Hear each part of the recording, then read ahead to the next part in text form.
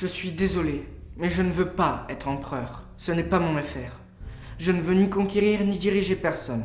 Je voudrais aider tout le monde dans la mesure du possible.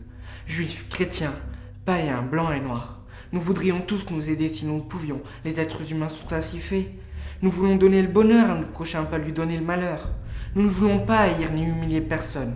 Dans ce monde, chacun de nous a sa place et notre terre est bien assez riche. Elle peut nourrir tous les êtres humains. Nous pouvons tous avoir une vie belle et libre, mais nous l'avons oublié. L'envie a empoisonné l'esprit des hommes, a barricadé le monde avec la haine, nous a fait sombrer dans la misère, les effusions de sang. Nous avons développé la vitesse pour nous enfermer en nous-mêmes. Les machines qui nous apportent l'abondance nous laissent dans l'insatisfaction. Notre savoir nous a fait devenir cyniques. Nous sommes inhumains à force d'intelligence. Nous sommes trop mécanisés et nous manquons d'humanité. Nous sommes trop cultivés et nous manquons de tendresse et de gentillesse. Sans ces qualités humaines, la vie n'est plus que violence et tout est perdu.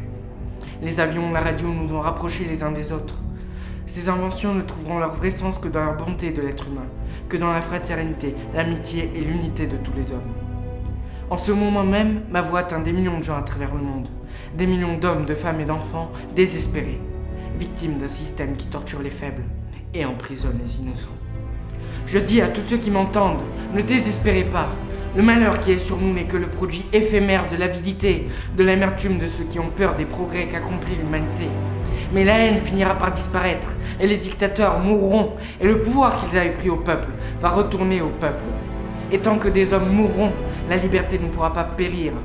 Soldats, ne vous donnez pas assez brut à une minorité qui vous méprise et qui fait de vous des esclaves, en régiment toute votre vie, qui vous dit ce qu'il faut faire et ce qu'il faut penser, qui vous dirige, vous manœuvre, se sert de vous comme chair à canon et qui vous traite comme du bétail.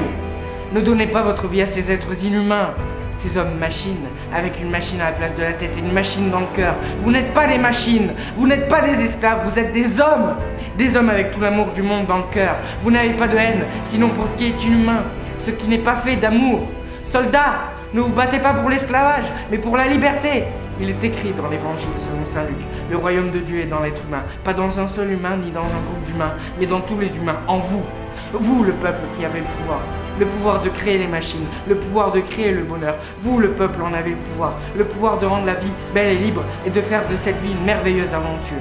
Alors au nom même de la démocratie, utilisons ce pouvoir. Il faut tous nous unir, il faut nous battre pour un monde nouveau.